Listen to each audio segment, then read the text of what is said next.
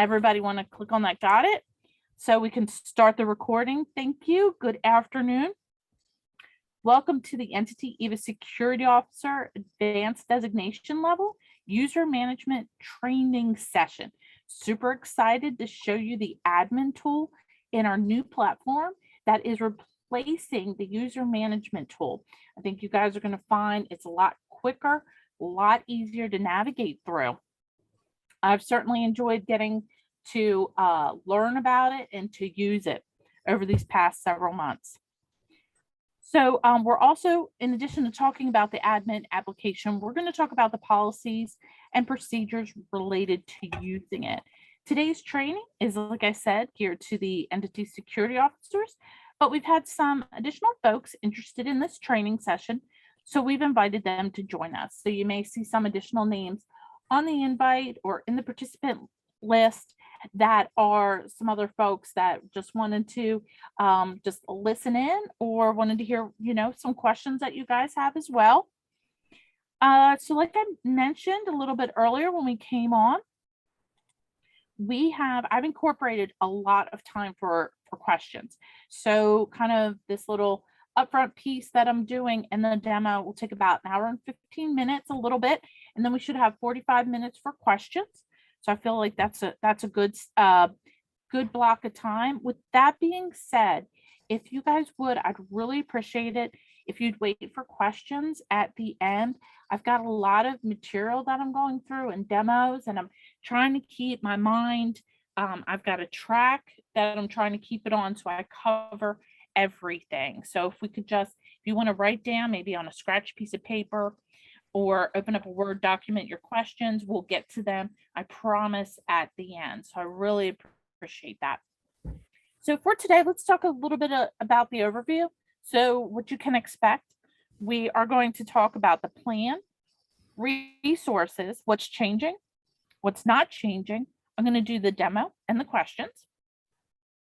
Let's talk about the plan. So right now, you're seeing the admin application. We do have a few outstanding issues that are in place. One is related to filtering for the client. As you can see here, we've got this limit to my organization checkbox, and we've got some little things related to that. CGI is working on that. We're going to have some more information coming out next week.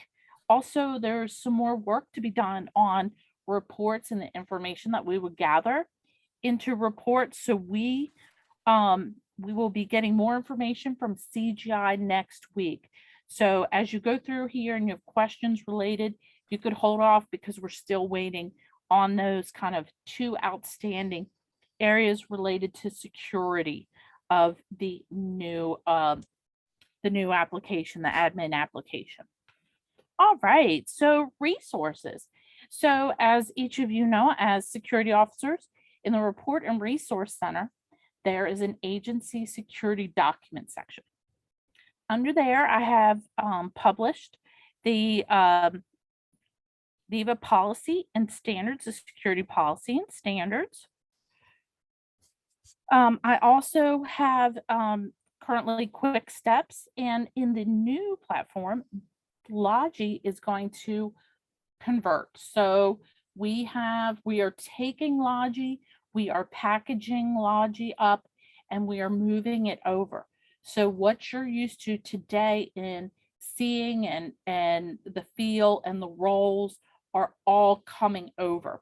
So that resource will be available. The documents that I have published under there will be, I'll take down the documents for the current platform, and we are going to publish new documents. And so that includes our favorite agency security, the policy and standards. I have some quick steps as well, which are going to talk about, we've got the create, we've got the edit.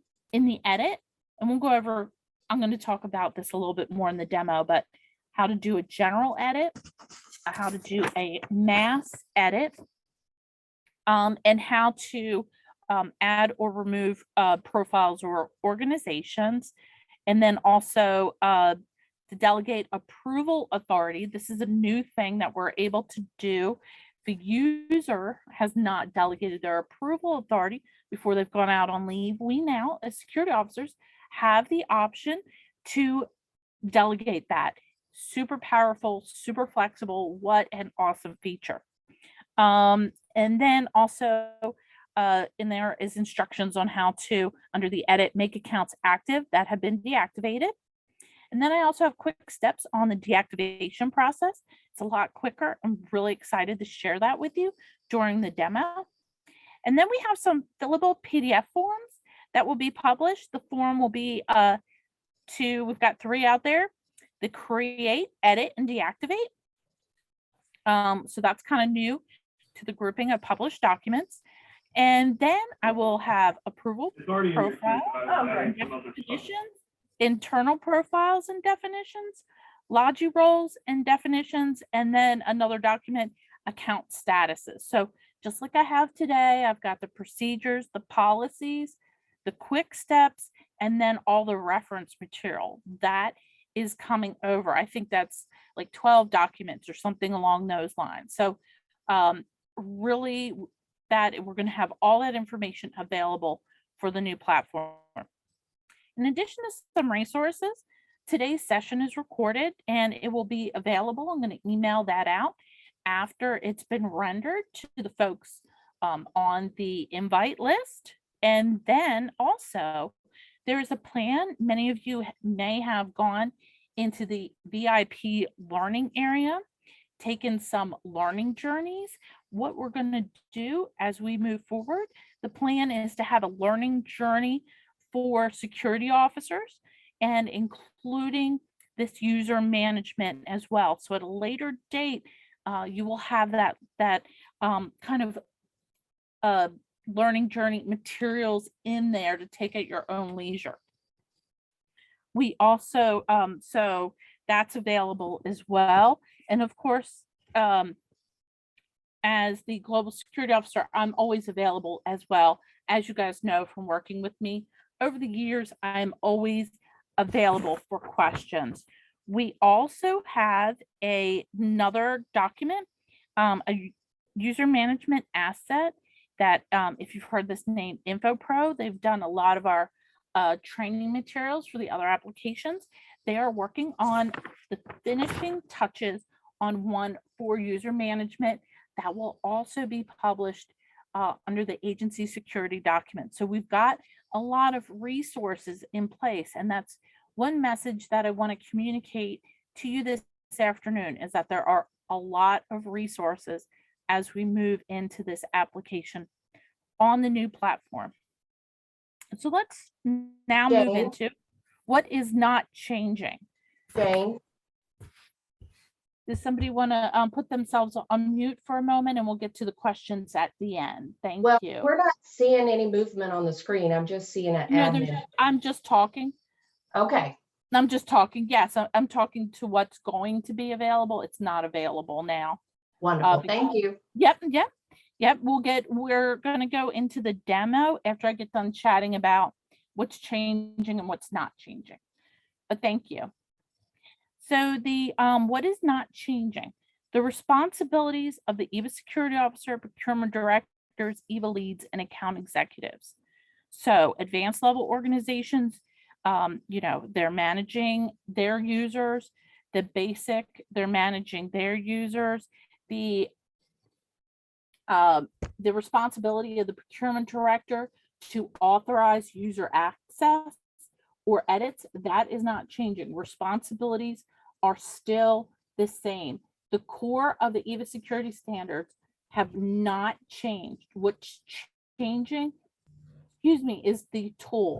So if you were moving from an Android to an Apple, for example, the core of why you use it isn't changing, but how you use it is. So it's the same type of thing going on here. The policy related to creating, editing, or deactivating user accounts, that's staying in place as well. If anybody needs a refresher on what's spelled out in the eVA security standards, on what's your responsibilities or any of these procedures, after this training, please send me an email. I'll schedule a time and we can go back over those, okay? There's nothing wrong with the refresher. Another thing that's not changing is Lodgy Roles. So Lodgy Roles, the report roles are going to remain. This is not something that you guys work with a lot. Pretty much we give standard set of roles to a user, to most users, probably 90%, and they're happy with that.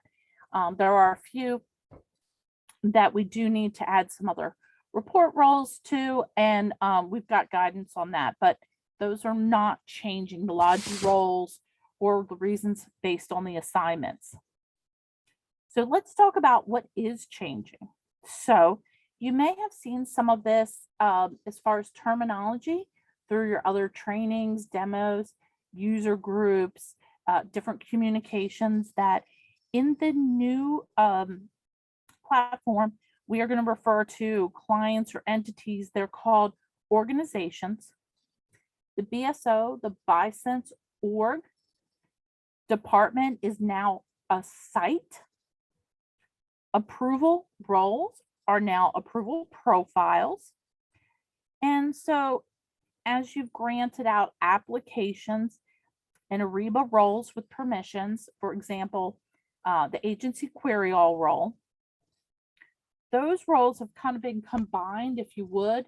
They've kind of been combined together, and now they are really, they're now called profiles. We'll get into that in a minute, but I wanted to kind of touch on some of this terminology before we get started. Users who were once locked out are now blocked.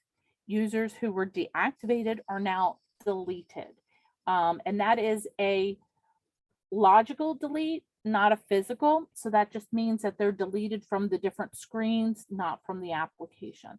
So this is really a nice upgrade here. Then we've got another little feature here as we're getting through. There's this Alt 0 sync. And we're going to talk about it because we've got to look at it when we're doing this training here today. What that is it is kind of it's another application that's built on. It's not a true single sign-on, but what it does is it manages users.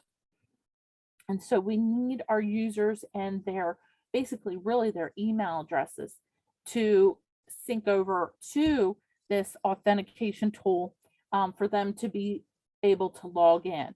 So that's a little bit different than some agencies that are usually utilizing single sign-on, and the single sign-on is kind of connected to leverage a network ID. So there's kind of two different layers here for those folks, but I just wanted to start you guys getting used to that word and what it is.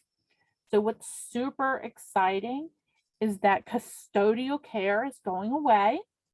And now we are absolutely able, this is my dream for so long, able to reassign work. And that is going to be purchase orders, contracts, and sourcing projects. So that is so really exciting. Another exciting piece, a time saver, kind of just reducing the headaches here, is that the 90-day deactivation, that manual process is going to now be automated.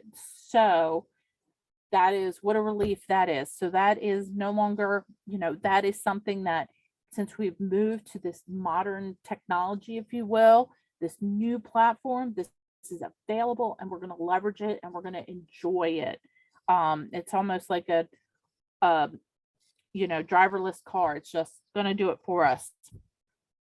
One change that you may have noticed, for those of you who have been in here creating some requisitions, may have noticed there are some changes in eForms.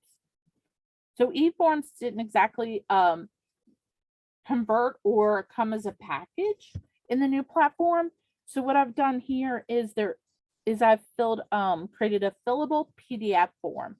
And so that is something you're going to have to share with your procurement director, and they're going to have to complete that and then submit it to you as security officers to complete. So that is a change that we were doing requests in the system. And then now we're doing it outside. I will let you know that what my goal is to challenge CGI to come up with an alternatives at some point down the road so that we can get back into the system, get back into the platform and making these requests. So just know that I have items on my map that I would like to, challenge at some point. So let's talk about the Ariba roles. So as you're used to, when you have pulled up a user record and you are in the Ariba section, which is the email, you're used to that long list of roles that are sorted by the client ID. What they've done is the workflow is a little bit different in here. So to increase speed, what they've done is kind of chopped off and abbreviated these roles so that they don't have so many. So for example, maybe one client has a 1, 2, 3 buyer. Another client A111 has buyer, same name. What they've done is they've cut off the agency ID so the buyer role can be used. So what happens in the workflow is that when the workflow fires, it first looks at the client and then who has that role assigned. So before, we didn't have that filtering level of where the system was saying, hey, let me filter by client. Now we do. So we were able to leverage less roles. Now, as you're familiar in that drop down in the current platform for roles, we had something like 18,000, which took some time to scroll through. It also would lock up the page, to be honest. We will not have that problem because we're able to kind of repeat that role name and leverage this new technology. Another change to the Ariba roles is that anything that's coming across with a Ariba permission. So let's talk about that. That would be the agency query all, the eVA create requisition, roles related to creating e-forms. Those are converting, but they do not have the permissions. The permissions did not convert because in this tool, really permissions are granted through these profiles that I'm going to show you in a minute. So I just wanted to point those out. The roles that really converted over are the ones in the workflow. Let's see. So one of those roles that didn't convert, as I mentioned, was the agency query all, and that is actually handled by being able to give the user access to different BSOs. If you remember how Quick Quote works, Quick Quote, you can only see the quick quotes for the available BSOs that were selected for the user. So sites and purchase orders work that same way. They're kind of very similar. And we'll talk about this in a minute. I'm going to go through a demo. Let's see. All right. Password resets. So password resets, the users still have the option to retrieve their username, also the option to set their password. We will not have the option to do a manual password reset, which is really in line with kind of modern security standards. What we are leveraging is that the user's email is correct and that they are able to reset it and have access to their email account. If for some reason they're not able to, then you just email me and I will get CGI to manually, they can go in and reset the password. So that's just one little change there. The ability now we have to mass edit users based on their organization, which is client, and that internal profile, which if you remember is kind of the hybrid between the applications and approval roles. And we also can copy users, which is both of these are amazing time-saving features. We have an option to use a template to create a user. I'm going to show you guys how that's done. I'm going to reference it. It's also in the reference material, a little bit, some notes there. But I'm not going to promote it. What happens if you copy a user, or if you use a template and you apply it to users, you're not able to go in and then customize the user. The user is going to have to stay attached to the template and anything configured in that template. So for that reason, they're somewhat locked into the template, and I don't feel like, and it may fit you. It may fit you and your organization's needs. I'm just not promoting it because of that ability to lock in, but it's still available and you can still use it. Also, there is a little bit of a difference in the dashboard.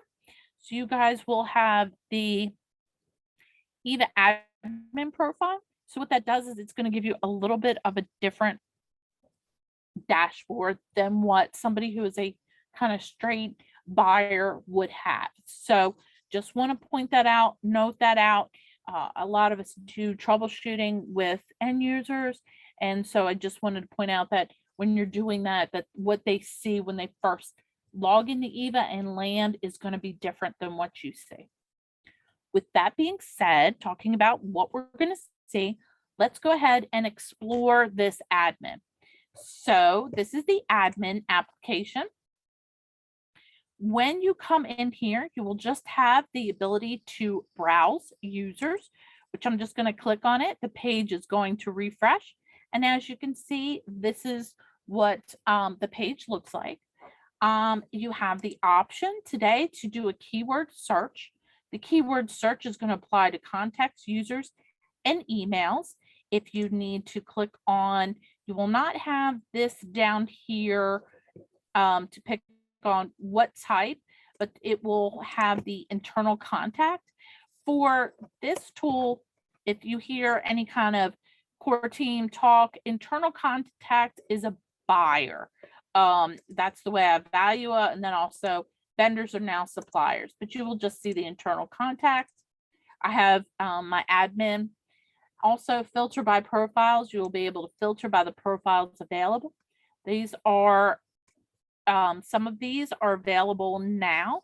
Some of these are not available, but what I've done is I have put together the reference sheet on profiles that describes what each profile does. And then of course you won't be able to select the supplier. That will not be an option available to you. And then of course we have the lovely search and reset. What we have in addition is this nice little filter. Don't forget about this to the far left. I hope you guys can see it just fine.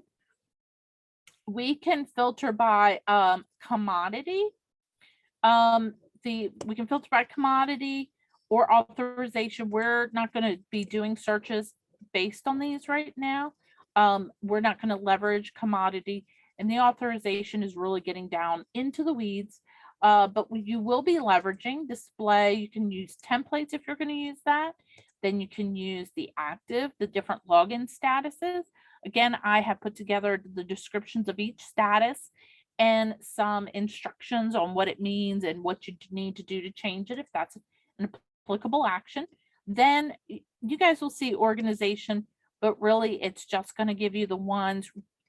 A majority of you have just the 1-to-1 ratio, one client, and you're managing one client, but we do have examples of the community colleges and then also Department of Corrections.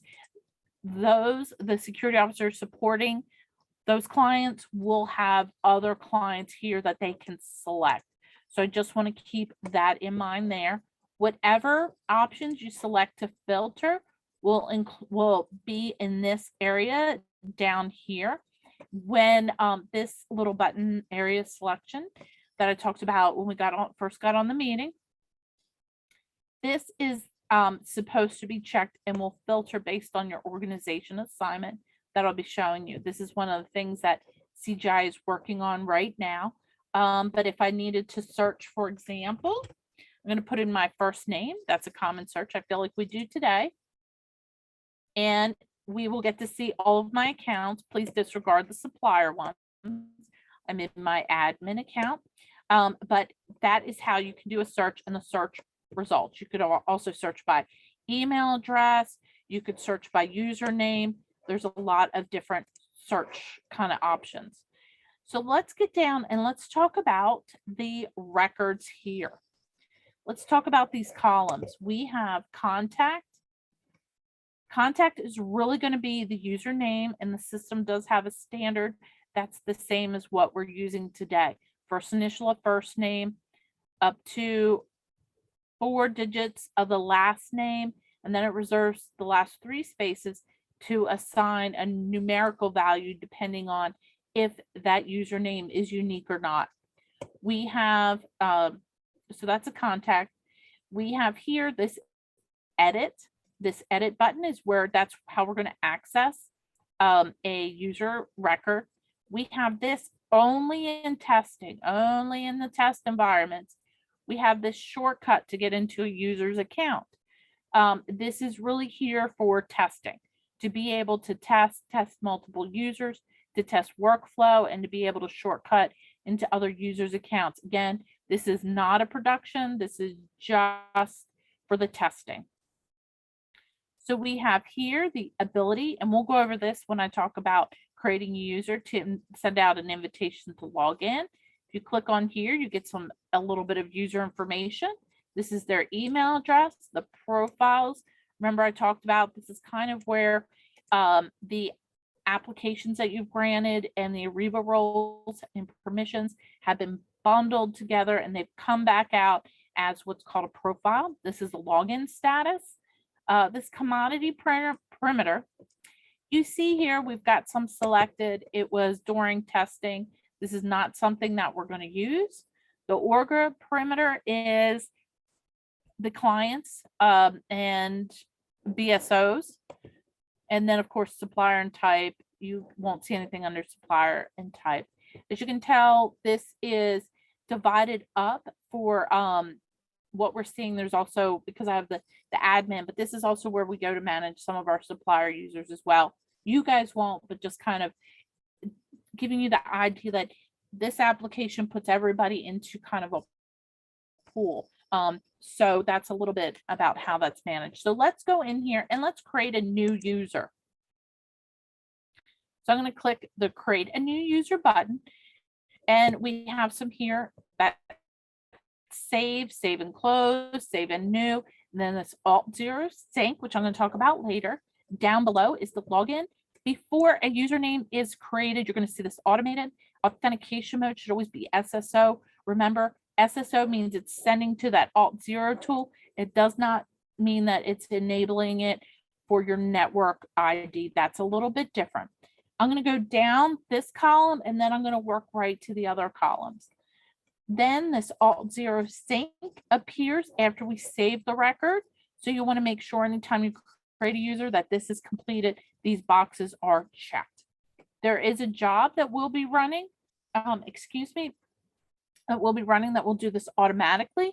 But if you want to, you can also, as part of your procedures, and I've included those in the quick steps, is to go ahead and click that button and know that it's good to go.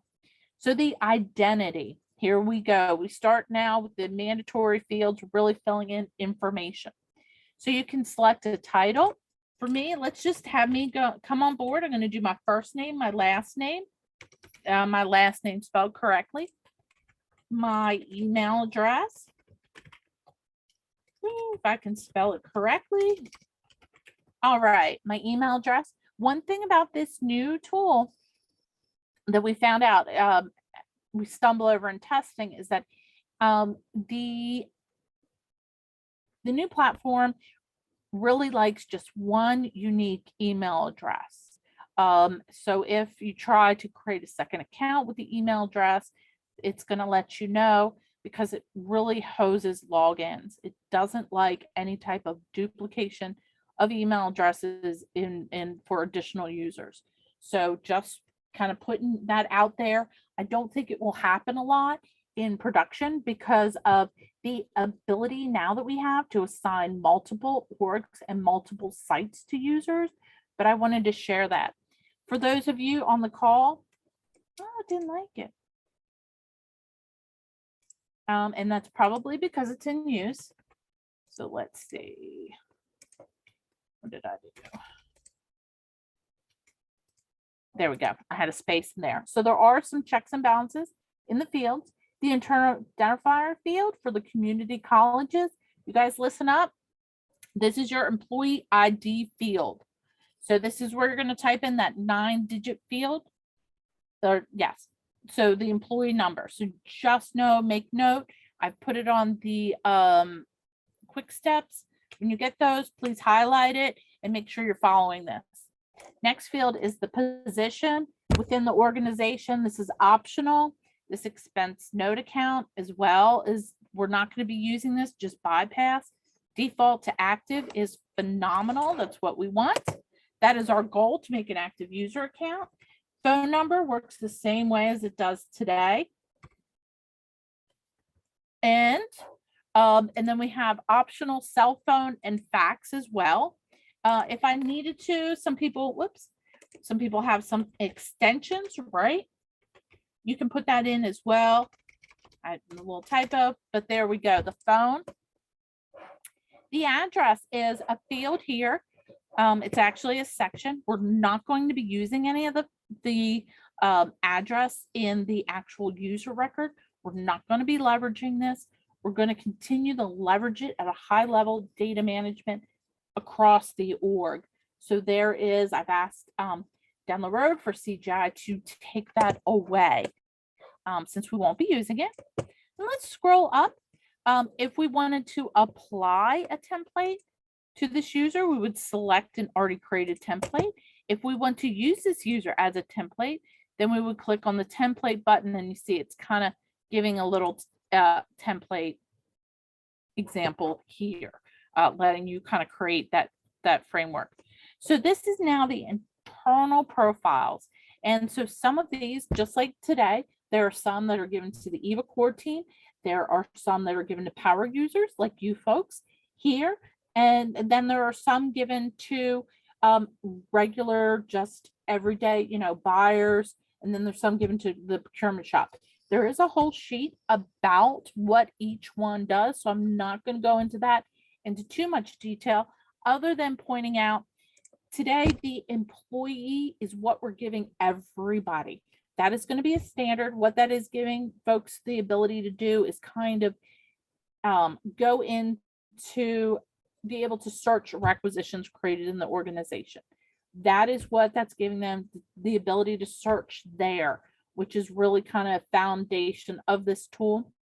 And then we're not giving this to everybody, but your accounts will all have this user management one as well. And then this requisitioner, obviously, this is the, if I was creating requisitions, I would assign this one.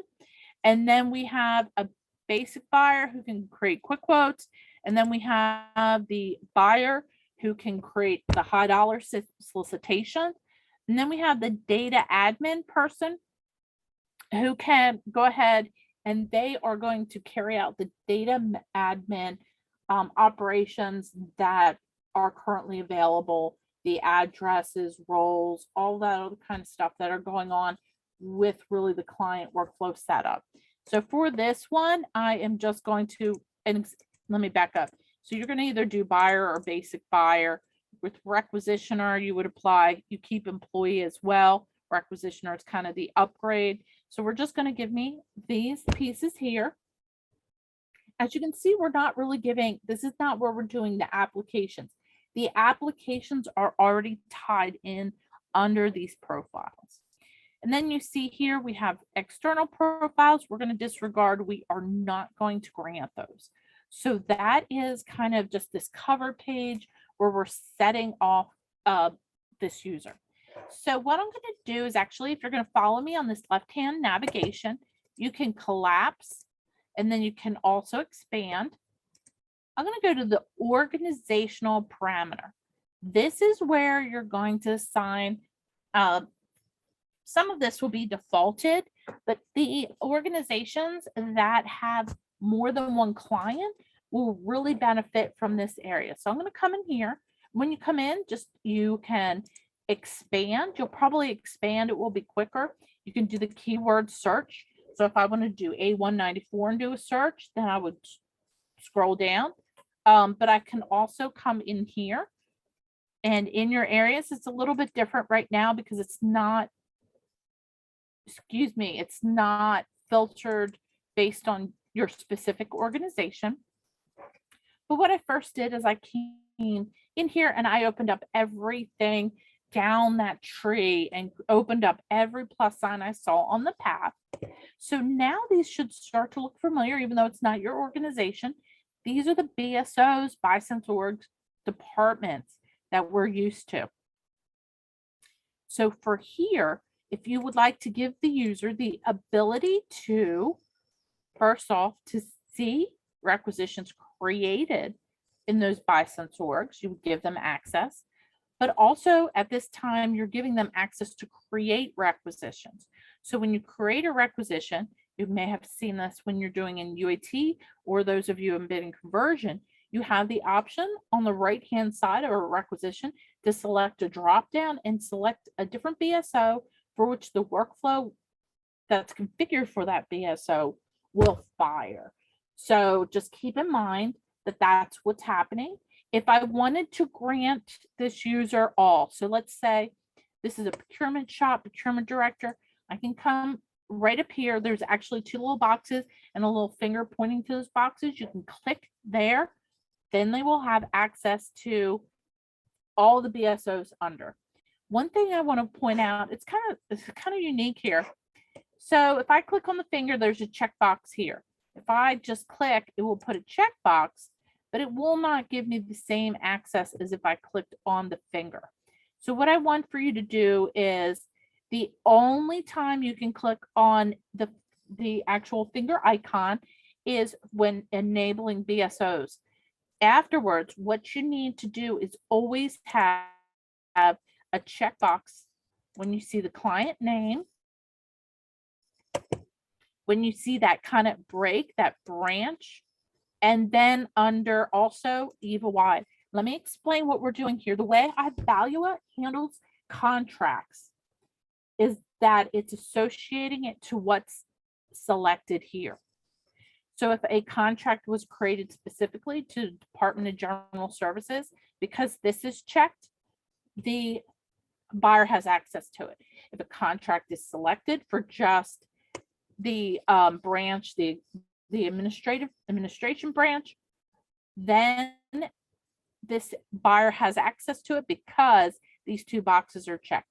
If the contract was created eVA wide, any buyer under any organization, any branch can use the contract, then this buyer would be able to use it because this box is checked. So just keep in mind, and I put in the notes that we're going to in the quick steps, and please use those quick steps. If you will, there's no harm in using them. They're kind of a little training wheel. I've left them in Word. Please, I've also put notes, section for notes in there. Please, when you start off, use these, customize them, remove, edit, add notes, whatever you'd like, but please just refer to these quick steps. Very, very helpful. All right, so here I'm setting myself up under the Department of General Services. I am probably, we're going to say I'm in the procurement shop here under, for those of you who know, I'm in KC's shop. And this is what I have set up for me to be able to view purchase orders and create requisitions or view requisitions. So at this point, this is where I'm going to go click on save. And then we're going to go to another tab. Great. All right. So as you can see down here, this geographical hierarchy, legal hierarchy, those are already kind of pre-filled. We are going to bypass. We're just, whatever the system is assigned, that is what we need. So This is great. So now what we're going to do is come in here and you go to the user preferences. And so as you can already see, this is a lot faster. Now, of course, I'm talking, but if once you get this down, you are going to fly through these. There's not as many areas. The pages don't take as long to load. The information is easy to access. All right, so the first section here is a lot of like customized features that we could do. We are not going to do that. We're going to say the system default is great. So the approval profiles here, these are, as I talked about in that terminology that I went through, these are now approval roles. And so, excuse me, let me take just a little sip. I got a little bit sore throat. I'm sure you guys also have been dealing with these allergies with this pollen. So let me take a little sip. Thank you so much. So these are going to look a little bit different now. So for example, buyer.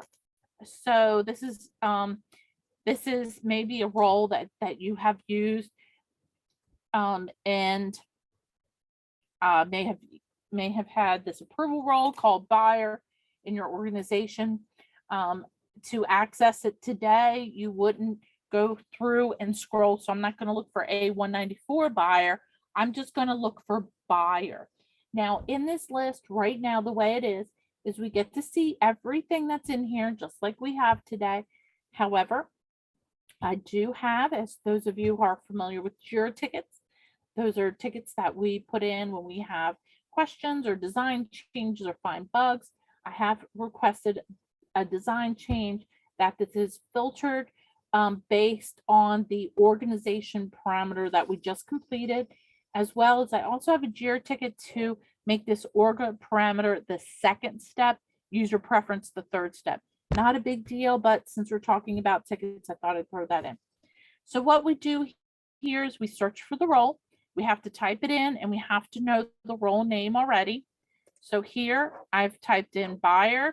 Let's say we're also using buyer inbox. We just select them and we've added them. Remember, when the workflow fires for a requisition, it is not going to look for the role. What it does is it looks for the organization and then it looks for the role. So if this role, let's say buyer, is not a role that's assigned to A194, it will not be pulled into the workflow. This user will not be pulled into the workflow. So just know that that piece is there just in case, you know, that's how it works. And then if something is selected in error, don't worry about it pulling in this user. All right, so those are approval profiles. We're going to scroll down and we're going to talk about this main organization is actually a BSO. So I'm going to select the BSO. This is the one that's going to appear as a default when I create a requisition. Remember, I just talked about it a couple minutes ago on the requisition. I have the option to select anything from the drop down. Instead of that drop down being blank, this is going to be the default. We also have a delivery place, main commodities. We're not going to use those, but down below, this should be friends, right? Are these old friends? Ship to and build to are old friends. However, they're going to work a little bit different. So today we have that 5-digit ID, right? Everybody's like, you probably have addresses memorized by the ID and not the street and building name. You probably just have the ID because that's how we have used those. So for you to find an address today, you type it in. It's so much easier from the user. 1111, yes. Let's see what's in here. 1111 East Broad Street is my ship to. 1111 East Broad Street is my bill to. Now, again, if anybody has any questions, they need a refresher on, you know, any of the security standards or what to do when. Again, please reach out to me, send me an email. We'll get that. We'll get a little refresher. No problem there. But that's what we're going to do. Super, super easy. We are just typing in the address. As you could see, it typed ahead. It kind of sorted and figured it out and gave that to me. This is like, for me to do ship to and bill to, I think was like 1 second total. As you know, before it's a lot and we may have had to go to an Excel spreadsheet. This is so much faster, so much easier now. This delegation, this is not something we're going to use during create. It's something that I mentioned was a new feature. So if a user did not do their delegation, you do have the option to select a username, the from date and to date, and enter in that delegation for them on the user record. That's a part of edit, not a part of create, but I got so excited with this because I'm sure if I asked you guys to raise your hand and say how many of you have received a request, somebody's out of office and they did not delegate their approval, I bet everybody on this call would raise their hand. So I'm really excited to show you that and talk about it. So let's get back on track. This, just like today, an expenditure limit approver. So if they are going to have a approver, you select the button. What's nice now is it is just name, just the username. Did I get that? Did not like, there we go. It didn't like that. Okay. Username and then the dollar amount, just like we have today. But the only change is that this is not a role, it is a user based. So no more roles, it's a 1-to-1 ratio, one approver to one user, right? We can't do multiple approvers to this one user. So let's go ahead here, this quick quote management area, just like today. Do I need an approver? If so, I just type in their name. Obviously, you're going to be able to search this a lot easier. I have been doing, as you can see, tons of testing in here. So multiple users, but this is how you quickly do that. And then what we're going to do for right now, the subscriptions, we're not going to do anything with the linked users or the approval escalation. We're going to bypass those. And so this is really, we have completed all the actions under the user preferences tab. Very quick, very easy. So with that, let's talk about these other tabs. So we already completed the organizational perimeter. We are the commodity perimeter. We're not using commodities. We are looking into the future to leverage that, to customizing that and rolling that out.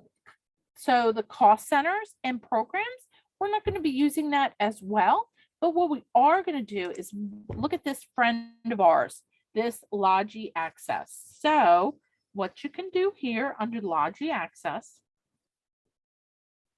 is when I create the user, these two fields will become gray. I'm sorry, let me back up. These two fields will default with the client, and then the organization will always say eVA, and this will have the client ID. And then down here is where we can select. So if I'm with Department of Corrections, I'm going to put, look, I've got DOC. For those of you leveraging a roll-up or more than one, you can type in, I can't think of, maybe, no. But anyhow, you get the drift. If I needed to do multiples because I had multiples, or if you just have one, then you do one. The standard roles as we're used to today, the guidance, the landing page, the standard buyer access, and the standard buyer. Those are the three that give access to charts, and give access to reports. So we're going to continue on with that standard as well. We're going to go ahead and let me back up here. If you need any other reports, the agency security audit or eVA setup, the user needs that's got to come to email via me. The only ones you guys right now are going to be able to do and continuing on is the standard roles. The other roles, same thing. If somebody needs a scheduler, something along those lines, please send me an email. Again, this is a very small group that needs additional roles. The output limit, Same standard today, 5K. I think that's been the standard for like 15 years. And this is really just, we'll see in a moment how this works. So I'm going to click save, and that's going to save the Lodgy access, which is for reports, which is for documents. And now we get to see a Lodgy access sync button. And I'm going to click this. And what this is doing is actually sending the information specifically over to Lodgy, which is a little bit different than clicking save. When you click save, it does not hit the Lodgy area. You have to click this button. So that's fine. I have included that in my instructions as well. So let's go ahead, since we've completed the tabs to the left that we're going to actually go ahead and do. User control now. I've got this, I have got this username, as you can see, first initial first name, 4 digits of the last name, and then a number, because I've got multiple examples in here. So another option here is that we are able to click here, and we are able to send out a notification. And this is another little tweak CGI needs to work on. But this is going to send out a notification, hey, an account has been created for you, is what it should say. Please go to the login page and do this. And so you can, as you can see, look at all these little add-ons, ways you can, if you would like to edit this, you are more than welcome to do any type of edit to it. And then you go ahead and send the notification to the user. They will receive it, and they will be setting their own password. So we no longer will ever see any passwords, which is a great step up in our security program. So let's go ahead. We pretend like we sent that, and we're closed, and we're done. Now, if I wanted to go ahead and let's say I'm setting up a bunch of users very similar, or, I can go ahead and duplicate the user. And it's like, are you sure? And I will say, absolutely sure. And what it does, is you can see here, is that it's copying over the internal profiles. It will copy over the org parameter. I'll show that. See, then we can draw it down. It copies over parts of Lodgy. And you can see that eVA default. And then let's take a look under the user preferences. We are still going to have to fill out some of this information, but it just gives you the option of being able to really leverage copying over internal profiles and the org perimeters. This is really helpful for, I would say, the community college, where you are granting maybe multiple orgs, and you don't have to it's going to cut down on the clicks here. So that is how we create a user. Let's go back, and let me do save and close so I can show you. Oh, obviously, sorry. Let me go. I got that error message because I was thinking I was on the previous record, but I'm going to come out of here. I'm not going to save this user. And so let's say we have a deactivation, right? We've received that request. I'm going to type in the username. Let's see. JRB2. We will click on, so I'm searching for JRB2. There's two things I can do here. In the guidance now, I have, what we're going to do is, obviously, when you're deactivating a user, you want to make sure another employee has that approval profile, right? So we don't break workflows. And then another thing that we're going to need from the procurement directors, if we're going to need to reassign purchase orders, contracts, or sourcing activities. So those are some things we can reassign. So we want to make sure that's there. One thing we do is we can come in here. We're going to now do delete. And again, I mentioned that this is a logical delete, not a physical delete. So we can come in there. I could also find this record and click on delete here and click save and close. And that's all we're going to do. This new platform is just a different vehicle. Some of the things that we did as far as moving users to a new BSO, leaving Ariba, leaving the email e-forms, taking away their ability to log in sourcing and contracting advantage. We don't have to do that. This is a totally different platform. So what we're doing is deleting. Now, let's say you've deleted, it's 20 days later, this user comes back. You can just flip the flag to active. Now I would double check, all their information's correct and their profiles, everything's correct before I made it active, that it's current. But that's all you have to do. We've significantly cut down what needs to be done as far as the deactivation. It's really an exciting piece here. So let me go into, since we're talking about the edit, I would like to go into just a quick little mass edit for those of you in the current system who are, who kind of know there's like a little requisition mass edit, right? So what we can do here is, let me pick some buyers. And again, this will just be buyers. I've got my little admin. This is my favorite account. This is the account I use for 99%. This is my home account. It's a little bit different than what you're going to have, but it is my favorite UAT account. So I've selected a couple users, and then I can click mass edit. So I can either, if I select a profile, I can add it. Click out here. I can either add it to these users or remove it from users. The same thing with organization. I can select another, this is actually a BSO. And what this will do is add the BSO to my org parameter, not to my main organization dropdown, but to my org parameter. I can either select to add or remove it. And it's that easy. Again, we're not using the commodities at this initial phase. Remember this, if you've heard and listened by our user groups, there's a lot of functionality that we can leverage. Some of that we're going to have to build over time, but this is, so the commodity is one of those. So that is how we do mass edit. Let me just check my instructions. We did a mass edit. We looked at delegated approval authority when we created the user. We looked at how to make an account active if somebody's left. Let's just talk about making a regular edit. So let's see, here we go.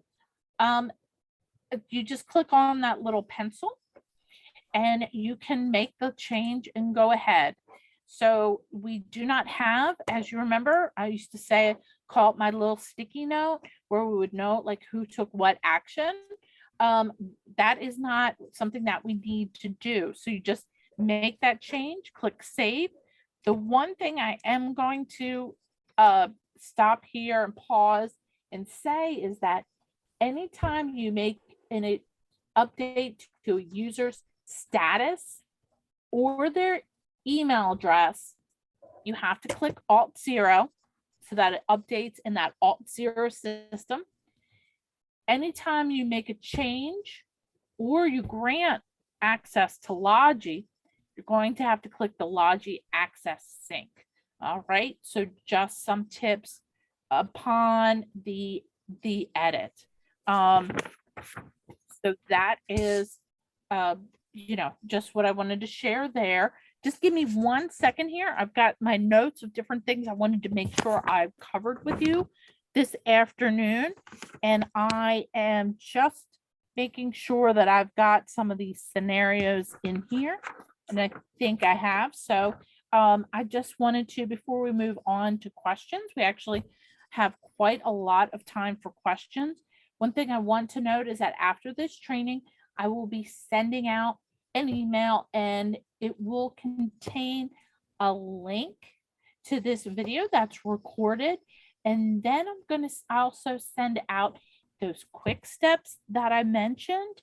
I will also be sending out the PDF fillable form that I mentioned, that I talked about, and then the reference material. So the approval profiles, definitions, the internal profiles, definitions, the Lodgy roles and definitions, and the account statuses, all that reference material. I'm going to send out a bundle with this recording so that you have this as future reference so that you can fall back on this. Another thing is that there's always two ways to get hold of me by email. You've got my yana.irby@dgs.virginia.gov. You've got eVA security at dgs.virginia.gov. I am here for questions.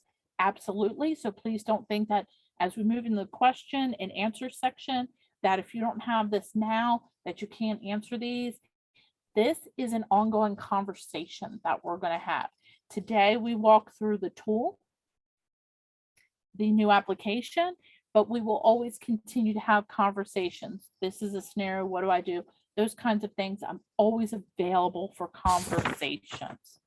So with that being said, we've got 52 people on the call. So let's try to see if we can just have maybe, give me a second. Actually, I'm going to switch and I have a piece of paper lined up here. I'm going to take notes here so I can drive on the screen. But can we do maybe, can we try, let's see. Let me check my participants list.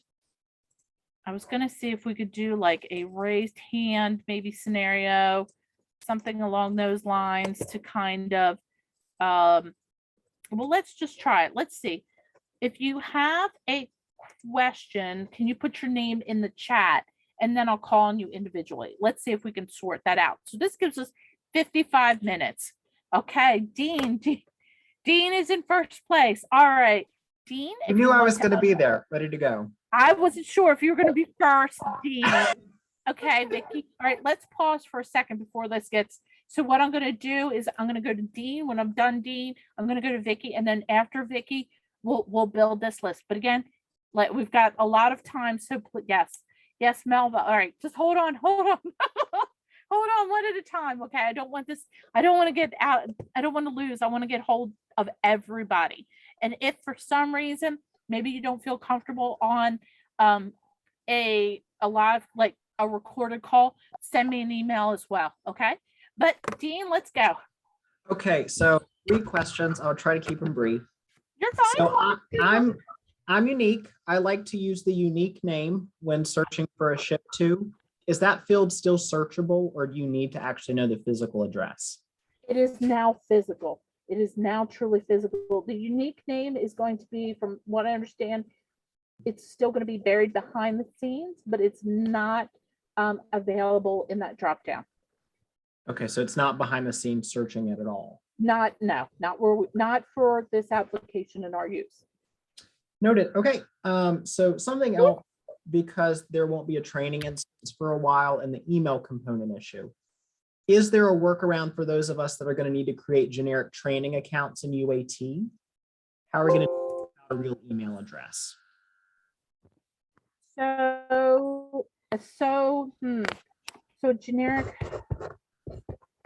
Because right now in current, previous training, we had about 20 training accounts and we didn't have to worry about having a real email address behind the scenes. That's a good one, Dean. Let me think about that.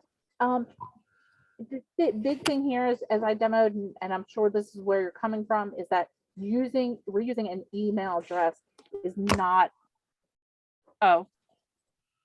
Sorry for Lynn. But we don't want to reuse that. Let me think about what's the best way to create multiple trainings, because I know we have.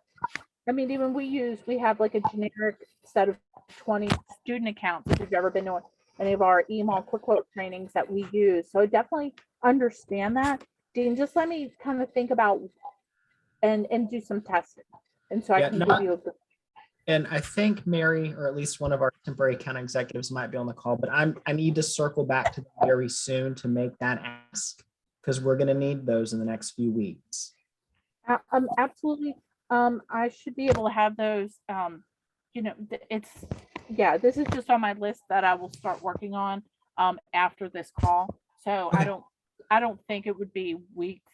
Dean, I'm gonna fold you into other emails and get to it, but I don't see weeks. I just need to think about the duplicate email and then access. So, just let me think through that, because Okay. other people are gonna have the question as well. Yeah, And I don't I'm want sure. to give you an answer that I haven't tested.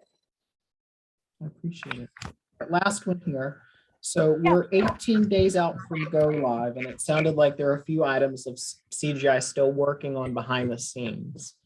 Are they anticipating to have these resolved by go live? And will we have access to user management at go live? So what we are doing is, with those questions, we are actually, CGI is going to give us an update. I know there's more information coming out tomorrow and next week. So that's what we're waiting on. So we're not certain if we'll have user management go live. That's I'm- a question, correct? Yeah, I'm not prepared to talk about, what's going on. Today was really just to go ahead and share with you the admin application. Okay, Okay. thank you. That's all I've got. All right. And Dean, you know how to get me by email if you think of something. Oh, absolutely. Thank you. Thank you, Dean. All right, Vicki, good afternoon. Good afternoon. When are we expected to get access to this? Will we have it in the converted environment? Again, that's another piece that I'm waiting for guidance as well on that. Okay, There's more information coming by email. So that's what I'm waiting on. okay. I want to share some issues we're having in the converted environment. And can you tell me if these can be corrected with what you showed us today? Okay, because I'm not positive. I don't have a full understanding of this yet. We have, No, it's after the drive kind of thing. thank you. We have people that we want to be able to log into eVA, but only as a viewer, and that is it. That's all we want them to be able to do. Does this security allow that? So that's going to be probably that they're going to have an account, and they're going to be more of that employee only. So the employee is more of like kind of an audit, not an auditor role, but just that view, kind of read only, not of everything, but of P2P, or if you will, what's moving over from email and some other areas. So yes, that will be an option. Okay. I have another situation where I have an approver who cannot see the focal allocations on an order. She doesn't have requisition. She's just an approver role. Is that something to do with security or maybe another issue? I'm not sure. I don't want to speculate because it's not a core, like it's not just, it's user management tied with a requisition. So my best thing would be to submit it as a question through the form, and we'll get that routed, and then we'll be able to look at that one. Okay. And then you can give us that specific requisition number and all the information to research it. That would be the best. Okay. Today, our viewers are able, or our approvers are also able to edit requisitions. I don't want them to be able to edit requisition in prod. I want them just to be able to approve or disapprove. Can we fix that? Can you go ahead, and that's a little bit more into the weeds. That would be some more testing, and part of it would be coordination with the email lead. If you could put that in as a question, I'll absolutely get together with her and research that one as well. Okay. Some of these I just want to test before. Some of this I know by heart from testing, but if I haven't tested and really gone into it, then I just want to test before I give you a definite answer. Okay. Do you skip the little section on the subscription area when you're looking at the profile? Is that because a user can set their own establishments on their subscription emails? Yeah, so very similar today. I just bypass that because that's just something we're just going to leave as default. But yes, they can control their email. Excuse me, the email notifications they can do today. They're going to be able to control that in the new system as well. All right, all right. Oh my gosh, the last one, I just wrote it wrong. I'm sorry. Let me give me 1 sec. You're fine, you're fine.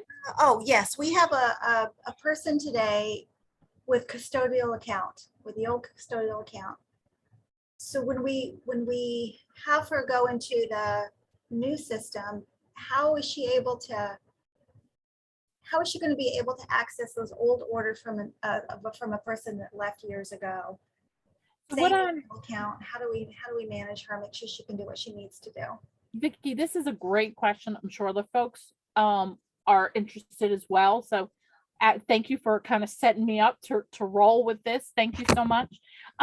From my understanding, the conversion process is that first there's been some work with account executives to reach out and say, all right, you have one user, or you have like an owner and some other accounts, custodial accounts. What they're going to do is make one account the primary. The other two, the purchase orders, are going to come over as kind of assigned to that user.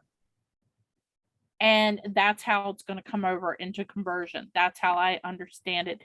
It's a type of kind of like they're bundling it, but they're not going to kind of have the access because it's a different technology. They really aren't going to have like that custodial and like that kind of setup where you're accessing the account. Instead, they're going to assign documents, is what I understand.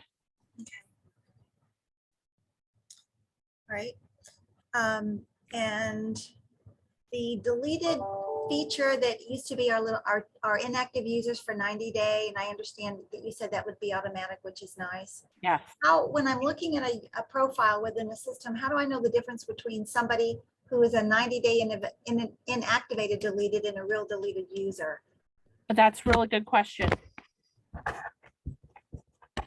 That's a really good question, and I'll give more information on that as well. Okay. All right. Fantastic question. Okay, that's all I have for now. I need to lead it over to Melba. Sure. And again, just want to, I can't say this enough, is that, just keep coming with the questions. It's not just today or tomorrow. As you know, anytime a question pops up, please reach out to me. Okay. All right, Melba. Hi, I just have a couple of questions. On the section where you are entering, referencing the quick quote, and you're saying, does this person have an approver?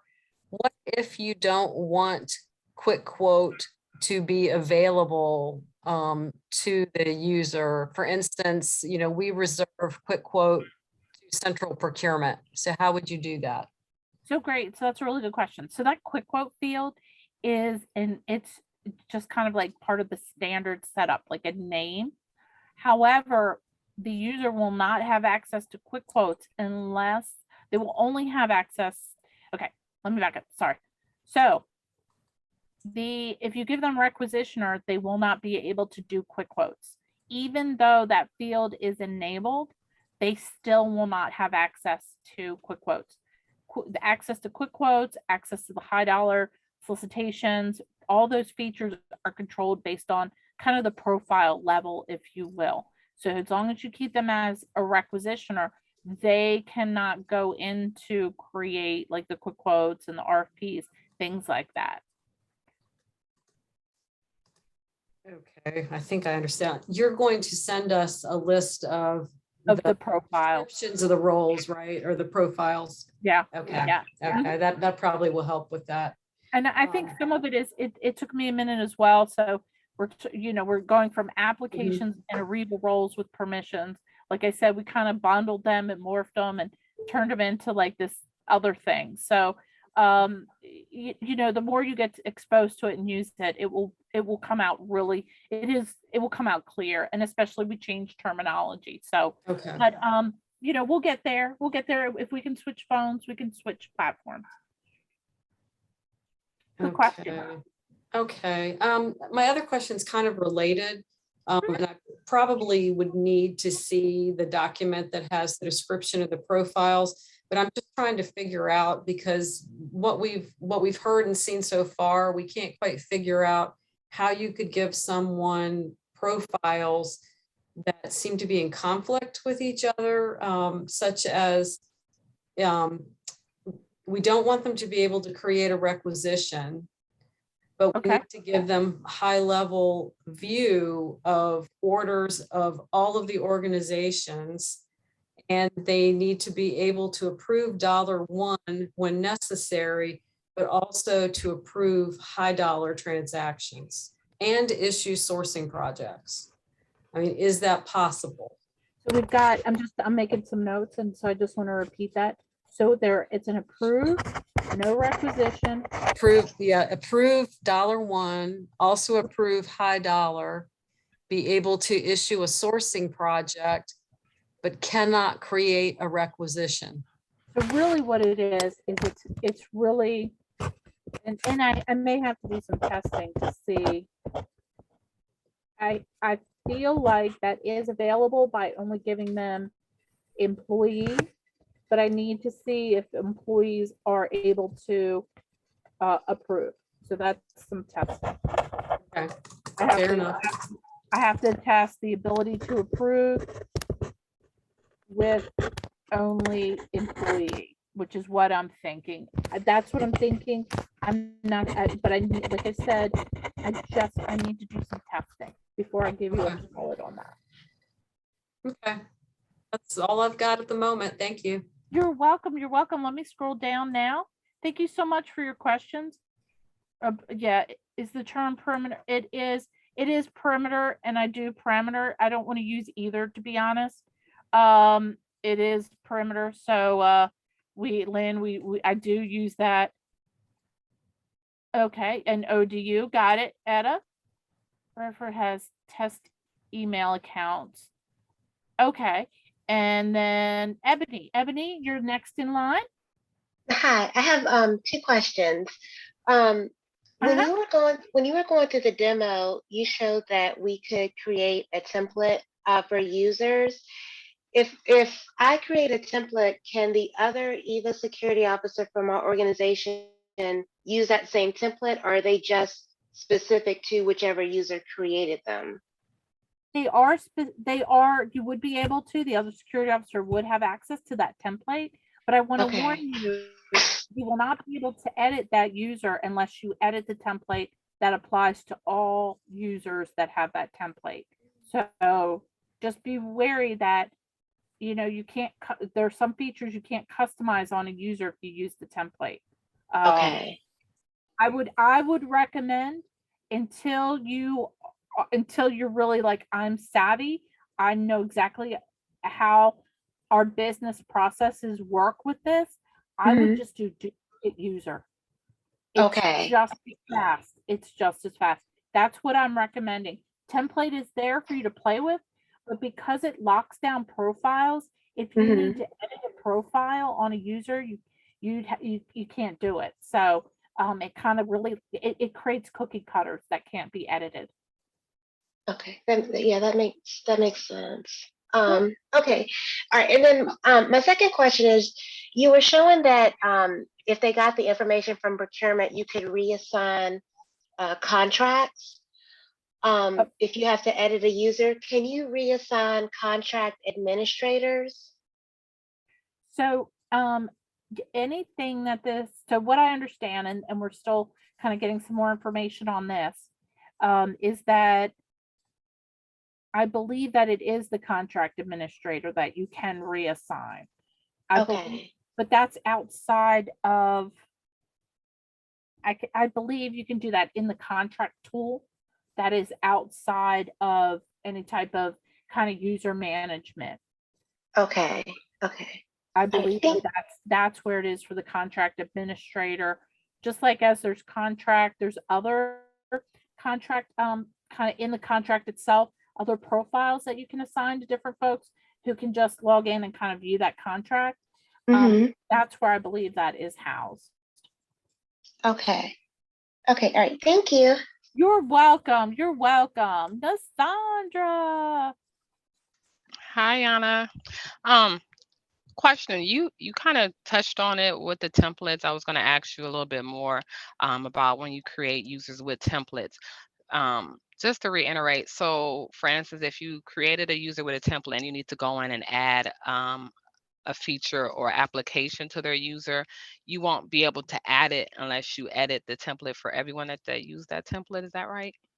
Correct. Correct. That's why I'm just Okay. saying you're correct about that. That's why I'm really saying duplicate user is a button and it pretty much transfers the same information that the template does. So why not Okay. just duplicate the user Right. and you know if you need to that you are 100% flexibility rather than you're locked in at that template level. Okay. Another question, can you change the name of the template to like a BSO name?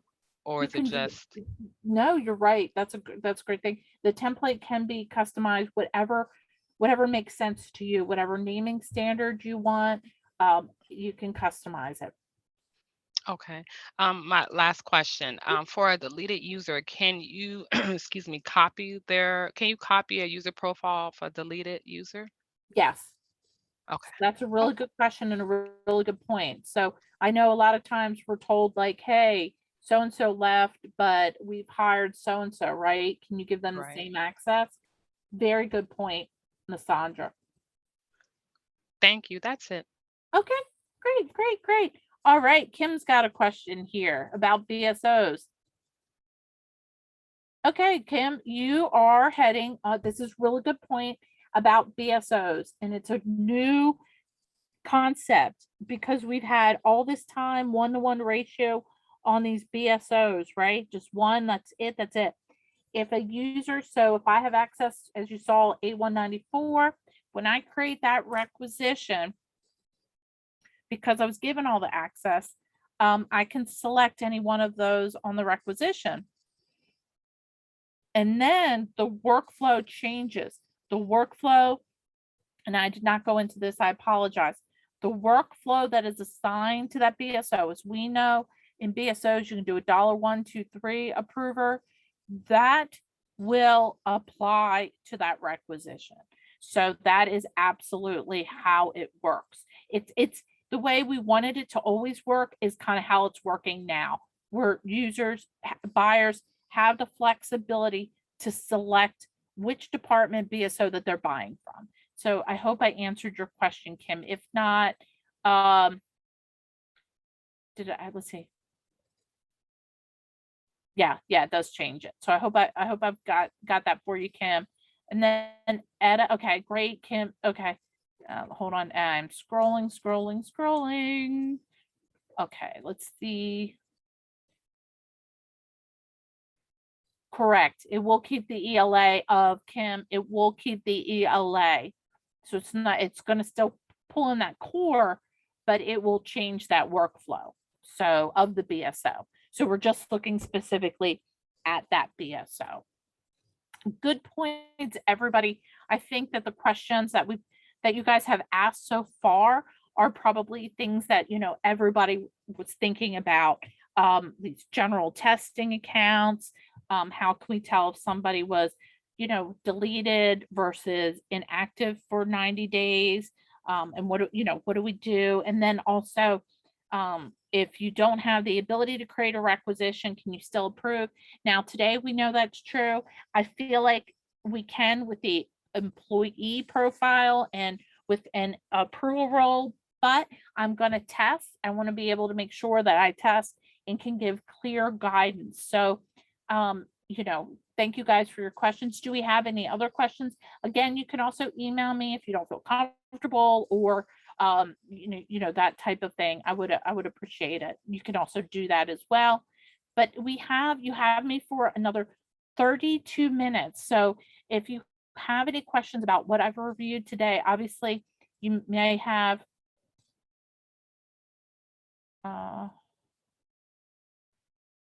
oh, okay. So Rob, I'm gonna get to you next. Thank you. So Vicky asked, So for go live, as far as locking out users, so really we're gonna have to take a look at that. Because what's most important is that everything, we can't do that before we convert information over. So that would have to be done day one, a day one activity. So we would need to figure out if that's really something that you want to do day one of locking everybody out. But Vicki, you can send me an email. We'll talk about that a little bit more as well.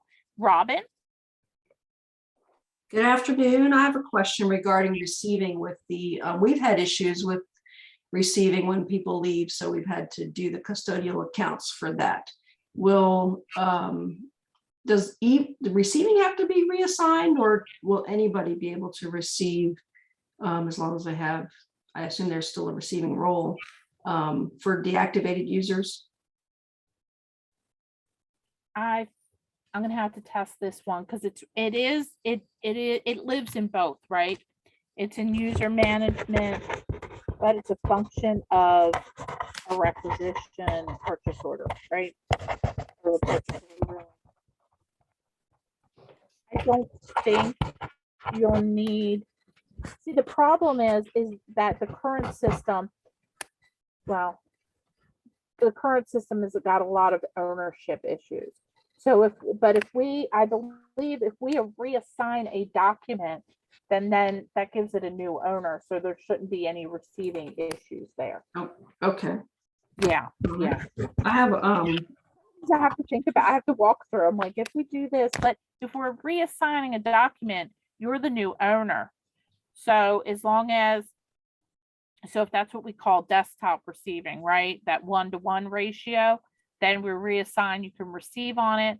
If it's central, then, other central receivers can receive on it. So that's what I'm thinking is still going to be true. so if a user uses eVA frequently and they've got, a lot, say 20 or more documents. So each one of those, if had not been completed yet, would have to be reassigned. Correct. Okay. And go ahead. So another thing we're going to have to figure out is just kind of as we do this, what works best for tracking this, right? What the reality of it is, because we don't know, if a user is deactivated, are we reassigning 10 orders, or are we assigning 110, right? So Right. we figure out the procedure to best communicate that and to do that activity. So that's something that we'll figure out. And another question on the mass edits. I didn't see this as an option, but will there possibly be the ability to do mass edits on ELA approver changes? We have that on occasion here. Yeah, no, when somebody leaves, you need to do that, especially with the 1-to-1 ratio. I have requested that we expand that as well. So that's a good point. But for right now, for go live, that's how, those are the two options that are available. Okay, thank you. That's it. Great. Thanks, Robin. Good questions. So Lynn, a conversion question. So if today to users, so users will still retain their approval roles. So for example, if Lynn, you're a cost code 504 level 2 approver, and I'm a cost code, whatever I said, level 2 approver, then then the role will convert with your account and the role will convert with my account. So I hope I answered your question with that one.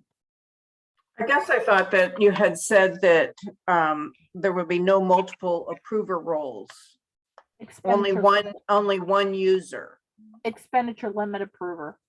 Oh, okay. But no, you heard me. I said approver, but it's the expenditure limit approver. But it's Yeah, okay. 'cause That's a great conversion question. That's a really great conversion question, Lynn. So we have a tiered approver Yeah. based on expenditure limit. So we have multiple users in those tiers. Mhm. So how will that just roll on over? Yeah. So basically the roles you have, whatever role, so this is really a great question. Whatever roles your users have today, they will have in the new platform. Okay, We're not editing that section on the approval roles in Ariba. okay, thanks. Yep, good question. Ugh, tongue-tied there. Lynn, okay, Barbie. So the BSO org, Barbie, that's it. That will be covered. That's a data management function, but there will be instructions, just like there are instructions for quick steps. The plan is to have quick steps for every function in data management, but that will be covered. Kimberly, the how do you add ad hoc improvers or watchers? Today we're just going to focus on admin questions, if you will. So you can, if you want to submit that to one of the forms, but you can absolutely submit ad hoc approvers or watchers to requisitions. Let's go down here, Vicki. How do we request change to a converted environment? I would do the question form. You guys all familiar with that question form? That's how I would submit that for the conversion environment. Any changes while you're testing? Absolutely. Let's see. Dean, one more time. But All you right, might- Dean. I know, I can't help myself. It's all I good. have it. You might have me bypass this one because this gets a little data management, but I'll throw it out in the ether. So because we have the freeze on data management ads right now, is there a plan to have a bulk load template that we can give back to our AEs? So there is a plan in the, I will spend just 2 seconds on this, but there is a bulk load has a new terminology. It's called, it's an ETL, it's a extract, transform, load or something like that. And that's the replacement for the bulk load. And there should be some more information coming out about that as well. Good question, Dean. Good question. Yeah, because I've got a stack of them already. Yeah, I'm sure there's a lot of them out there. So, but that will be coming out as well. Good question. So, Mauricia, the mass edit for the user is only going to be on those 2 fields of adding another BSO, which is a site now, or adding a new profile. So it's restricted to those 2. Oh, the question form, that is off of the, oh my gosh, that is off of the EVA transition website, is the form that you can submit when you have testing questions. And that's what you can use to submit questions, or if you need any changes to conversion, that's what I would recommend. Yes, the quick quote approver, Kim, is a single person now, like the ELA. Yep, fantastic. I'm sorry. I know that there's some clients out there that do share it. It was a role, but in the new platform, it's been given as a specific user. ETL will not require an overnight. Dean Stubbs, oh, thank you, Dean. I should have asked you, Dean. I know Dean knows where that is, right off the top of his head. Thank you so much for sharing that, Dean. And then you guys have me for another 23 minutes. Do we have any questions? So Vicky, this is a good question. The change manager role, right? I talked about that. There, right now, there is not a direct one-to-one. That is something that maybe we might need to add another profile, or add what they call these authorizations to profiles to check that, to do that as well. So that is something. Okay, so moving on, sorry, did I get that? Okay. Kim's email about, or Kim's note, can you explain difference? So right now we are going to delegate the approval authority. We are not going to use that private access. So the delegation, it works today as if I go out on leave as a user, I'm supposed to delegate my approval authority for when I'm out. If I don't do that, we now have this box to delegate the approval authority for a security officer to do that action as a backup. We will but not be using that give my private access to. So good question. Data management, there is some, there's going to be a whole plan surrounding that. More information will be coming out. So the delegate approval, fire off and approval. So it's going to work. I think, Dean, you're mentioning like, do you receive an email? Is that what you're?